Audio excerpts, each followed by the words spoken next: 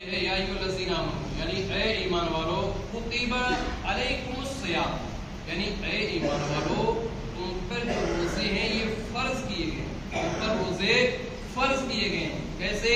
کما کتب علی الذین من قبلکم، ایسے ہی فرض کیے گئے ہیں جیسا کہ تم سے پہلے والے لوگوں پر فرض کیے گئے۔ کس لیے فرض کیے گئے؟ کس لیے؟ لعلکم تتقون، اس لیے ایک فرض کیے گئے تاکہ تم پرہیزگار بن جاؤ، تاکہ تم نیک بن جاؤ۔ عزیزان محترم، اسلام میں اکثر اعمال کے پیچھے کسی نہ کسی چیز کی حکمت ضرور ہوتی ہے، کوئی نہ کوئی راز ضرور چھپا ہوتا ہے۔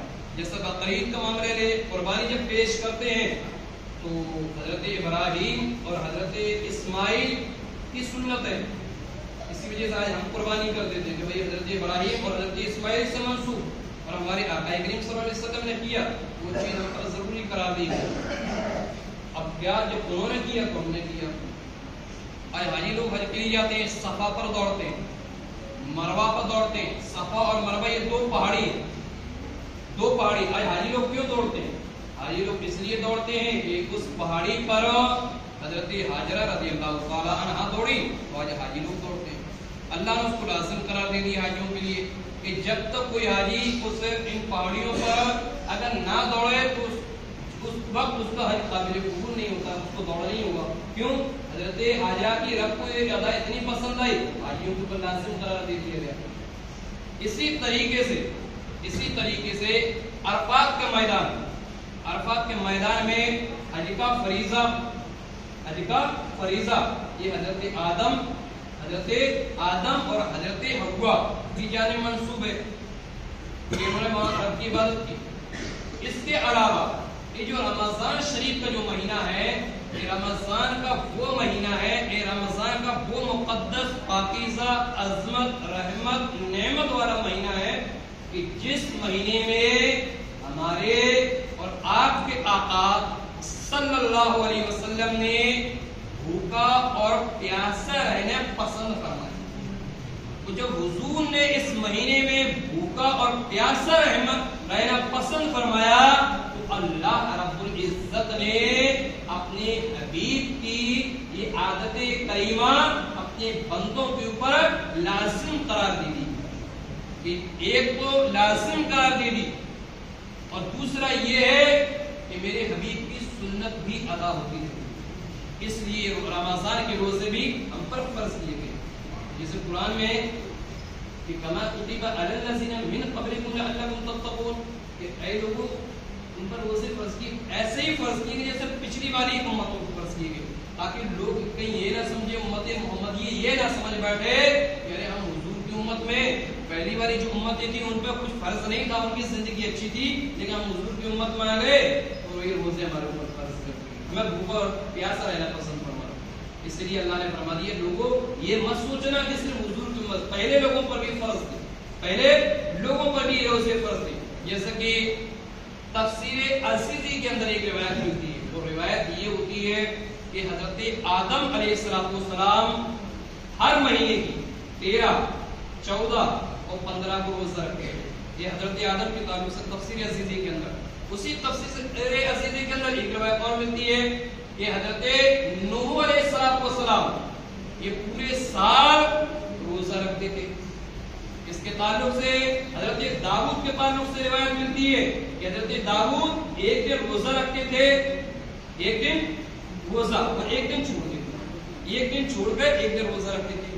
اسی تفسیر السیدی کے اندر ایک روایت اور ملتی ہے کہ حضرت عیسیٰ کے تعلق سے کہ حضرت عیسیٰ ایک دن روزہ رکھتے تھے، 2 دن کہیں روزہ رکھتے تھے۔ عزیزان محترم، ان نبیوں نے روزہ رکھا جیسے حضرت نوح کے تعلق سے ہوتا ہے، پورے سال روزہ رکھتے، پورے سال۔ بلکہ ابن خزیمہ کے اندر، اس کے علاوہ الترغیب والترہیب کے اندر، اس کے علاوہ کنز الامال کے اندر، ان تینوں کتابوں کے اندر ایک روایت ملتی ہے، اور وہ روایت یہ ہے کہ اللہ کے نبی صلی اللہ علیہ وسلم نے فرمایا کہ اگر بندوں کو معلوم ہو جائے کہ رمضان کی کتنی فضیلت ہے، رمضان کی کتنی اہمیت ہے، ان روزوں کا کیا مقام ہے، تو ہمارے ہماری اور آپ کے آقا یہ فرماتے ہیں کہ پوری کی پوری امت سال بھر تک روزے چھوڑنا پسند نہ کرے. پھر نیچے اسی کتاب کے اندر ملتا ہے کہ اس کو پسند تو نہ کرے. پھر یہی امت یہی بندے اللہ کی بارگاہ میں جب مقام معلوم ہو جائے اس رمضان کا, جب اہمیت اور اس کی فضیلت بندوں کو پوری معلوم ہو جائے, تو آقا یہ ارشاد فرماتے ہیں کہ بندے اللہ کی بارگاہ میں رب کے گھر میں اپنے سجدوں کو رکھیں گے اور رو رو کر التجا کریں گے, اے پروردگار تو نے بہت کچھ نوازا ہے, اللہ تو نے مانگنے سے زیادہ عطا فرمایا ہے, رب ہر نعمت عطا کی ہے, اللہ دولت ثروت حکومت پاور اولاد سب کچھ عطا کر دیا اللہ, لیکن تیری بارگاہ میں اتنی التجا ہے کہ جیسا رمضان مقدس مہینہ ہے اللہ اس رمضان کو پورے سال ہمارے اوپر مسلط کر دے. یہ اس رمضان کی فضیلت عزیزان محترم. ابھی سننا لگا رہے جب نبیوں نے پورے سال رکھا ہو, نبیوں نے ہر مہینے میں روزے رکھے ہو, تو پھر روزوں کا مقام کیا ہوگا؟ کیونکہ بندہ ہر کام کرتا اپنے لیے کرتا, ہر کام اپنے لیے کرتا, لیکن یہ عبادت ایسی ہوتی ہے, عبادت ایسی ہوتی ہے جو بندہ صرف اور صرف اپنے رب کے لیے کرتا. تو جو روزہ ہے اندازہ کرو کہ جو بندہ یہ صبح سے لے کے ایک دم شام تک بھوکا رہ رہا ہے, ایک دم شام تک پیاسا رہ رہا ہے, بھوکا اور پیاسا رہ رہا ہے, یہ تو ایک الگ چیز, اور ساتھ ساتھ میں اسی بھوکے اور پیاسے ہونے کی حالت میں بندہ اپنے رب کا ذکر بھی کر رہا ہے, اپنے رب کی بندگی, اس کی ریاست, اس کی عبادت بھی کر رہا ہے. اللہ کا قسم کتابوں کے اندر روایت ملتی ہے کہ روزے کی حالت میں اگر کوئی بندے مومن صدق دل سے سچے دل سے اگر اپنے رب سے مانگ لیتا ہے تو اللہ اسے اپنی بارگاہ سے کبھی بھی محروم نہیں کرتا.